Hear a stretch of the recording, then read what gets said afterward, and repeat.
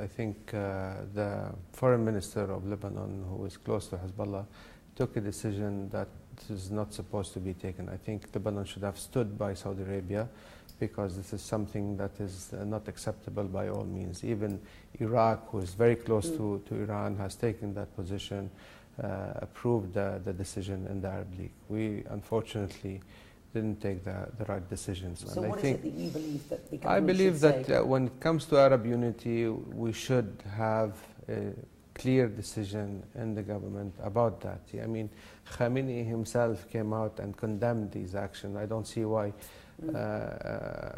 Hezbollah in Lebanon or the foreign minister here took such a position. What do you think it reveals about it reveals politics? that it reveals that Hezbollah is being played as a proxy of Iran, and this is unfortunate because Lebanon cannot sustain a policy against any Arab nation, let alone Saudi Arabia.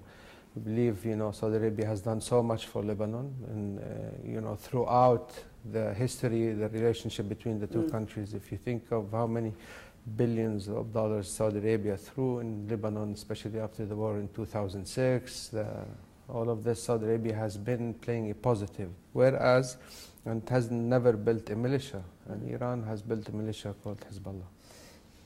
This puts you in a particularly difficult situation, doesn't it? Because you lobbied incredibly hard with Riyadh for a number of years in order to raise the billions in military aid for the Lebanese army. Do you concede that the criticism from Saudi that this money is effectively, whether directly or indirectly, ended up funding Hezbollah is... No, I don't think, I think the Lebanese army has shown throughout the history, even in the civil war, that every single weapon that it owned, it never went outside the army.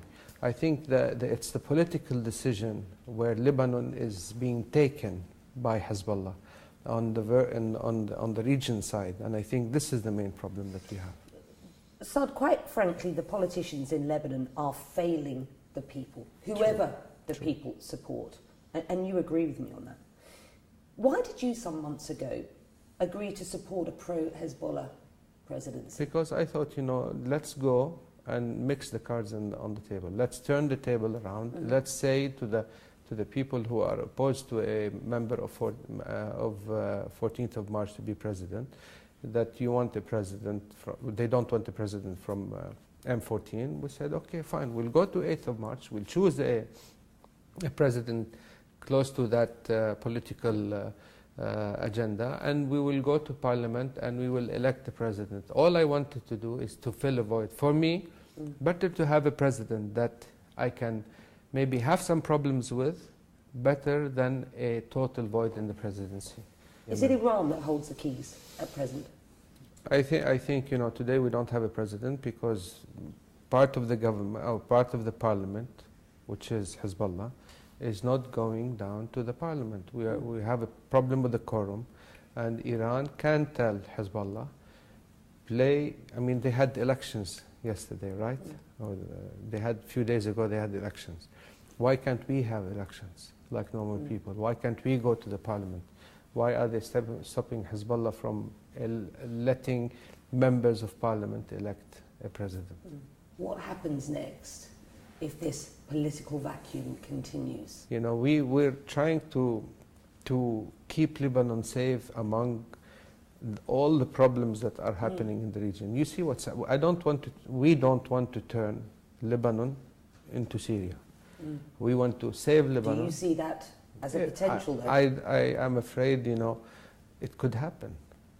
And there are some people, ISIS would love to come into Lebanon. We're fighting it, and we'll keep on fighting ISIS, we'll keep on fighting Nusra. But, in the end, if you do not have the president, a new government and all that, Lebanon cannot function as it is to face all these challenges.